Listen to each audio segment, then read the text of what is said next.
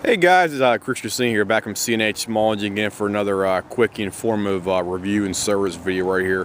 What I got in front of me today is the high-quality Honda EB 5000 generator. We had a customer over here about 2 weeks ago brought this thing over to us because apparently it was sitting in some kind of a storage unit for quite some time. I think it's probably maybe about a year and a half's time.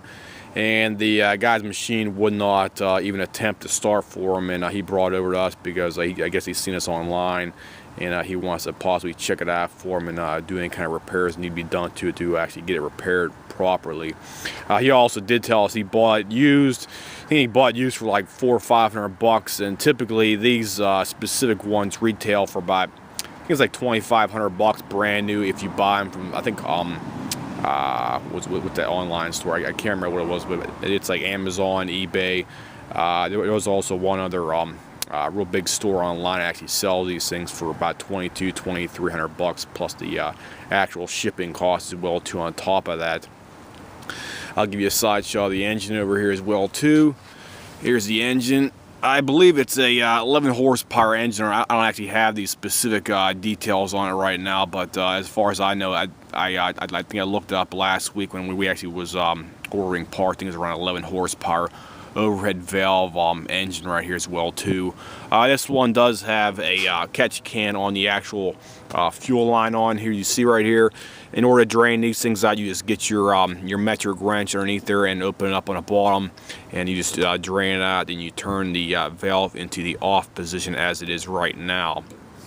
These engines right here, they have a actually a solenoid built in the bottom of the carburetor, and that was one of the other reasons why I was making this video, because we had to replace the carburetor on here. And here's the actual carburetor right here as well too. You can see the solenoid directly in the bottom of the carburetor right there. You got two lines going over to the electrical section of the actual box, your actual control box on here as well too. And in order for these solenoids to work properly on these machines, they work in the opposite way as the American style ones, where if you have like a Sears, MTD, John Deere, Cup Cadet tractor, your solenoid on the bottom of the carburetor, you see right down here, is being pulled down the whole time while it's running out in your yard or wherever you're actually cutting your grass out here. The solenoids on the Japanese source engines do not work that way. They work the opposite way. So whenever your engine is running, the solenoid is in the down position, and whenever you turn off the engine over here on your switch over here, say you shut it off, and that is when your solenoid actually actuates to the on position. So basically, whenever you turn it off from the on position, so if you're running it right now and you turn it to the off position, that is when the solenoid on the bottom of your carburetor actuates right there, and it actuates by sticking a little plunger tit up inside the actual orifice of the main jet emulsion tube area right there for that. So they work the opposite way. So anytime you're doing any kind of I want to call testing for the actual solenoid on there, the solenoid will only work in the off position whenever your engine is running down from max speed, like say 3600 speed, and it's going down slower and slower. So the actual solenoid only kicks on for maybe about 2 to 3 seconds right there for that, just long enough to keep the engine from not backfiring to the carburetor, because that's the primary reason why they put these solenoids on some of the new machines out there. Because if you know, if you have a tractor and your tractor doesn't have a solenoid on it, and you compare it with another tractor that actually has a solenoid built into it, you'll notice that occasionally your engine will backfire if your carburetor does not have a solenoid on it, as opposed to the one that does have a solenoid on it right there for reference. Okay, we'll move on to the other compartment over here. You have all your AC output boxes and everything else over here as well too. You got your sucker protector, AC out 120. You got 20 amps on here as well too. You get the bigger 30 amps as well too down there as well. And on the top, you have your 4-pronged adapter right there as well too. You have your circuit breaker and your other voltage selector right there as well too. This is the EB 5000. You see right there for you. This thing also has the oil alert, oil level alert system on here as well, so the engine will stop immediately anytime you do not have enough oil in the crank as well too, for safety reasons as well. I'll give you a shot of the actual engine tag down here for you. Here it is right here. It is a, I'm seeing zoom in a teeny bit more for you guys, sorry about that. It's a GX340, so that's about 11 horsepower right there if my memory serves me correctly.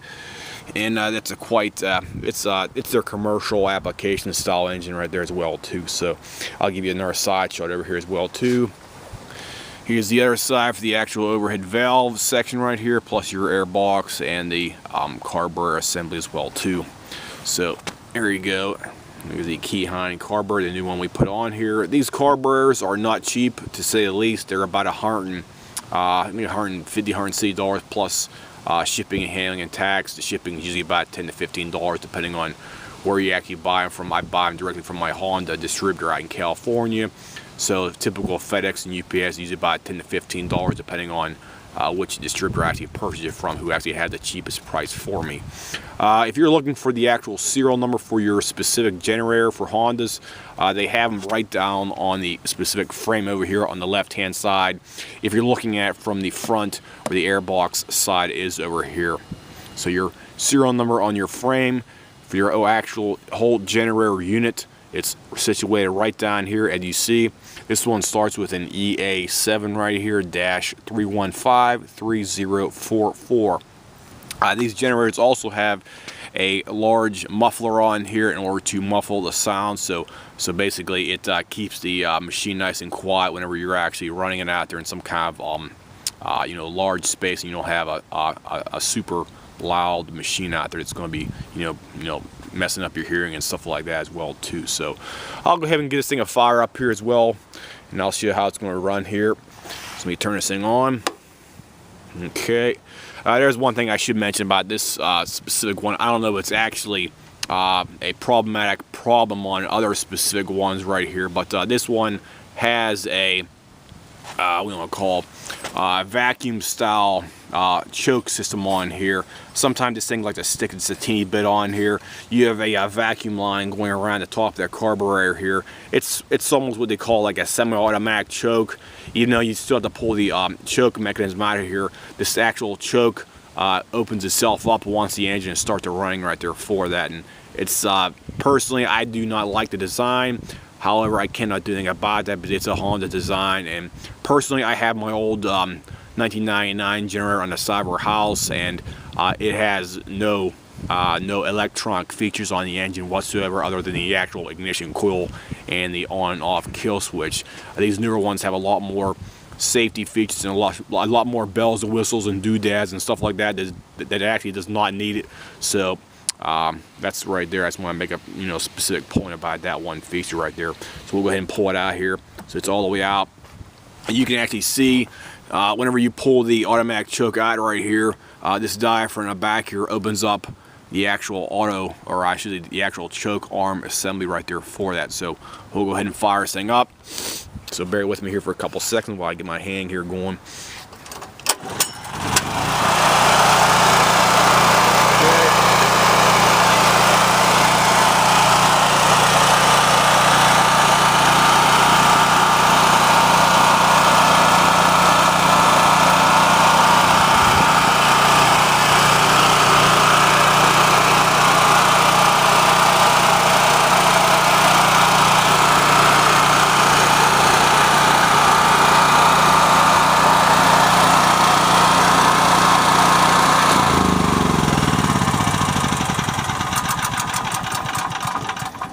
So there you go, guys. There's the test start as well too. So you can actually see it running over here. It doesn't have any smoking or knocking or clanging or banging, anything else like that. So the machine's overall in good shape right now. I do recommend, if you're going to put these things away for storage or any kind of storage length out there, always change your oil prior to putting it away for storage. Plus, I also recommend using like Mobil 1 Extended Performance because that's how I personally use in all my own lawnmower equipment over here, like my Honda lawnmowers and other people's equipment over here as well too, because it's guaranteed to last for at least a year out there if you're going to be you know, beating the crap out of your machines out there as well too. So if anybody has any comments, questions, whatnot about this machine here, this is the Honda EB5000 generator. This is a portable one person, you can basically wheel around yourself right here. If you have any questions, comments, whatnot, these things are about 150 to 200 some pounds right here in general size right here. So just shoot me an email here and I'll try to answer any basic questions that you have about your specific machine. So I'll see you guys. Have a nice day.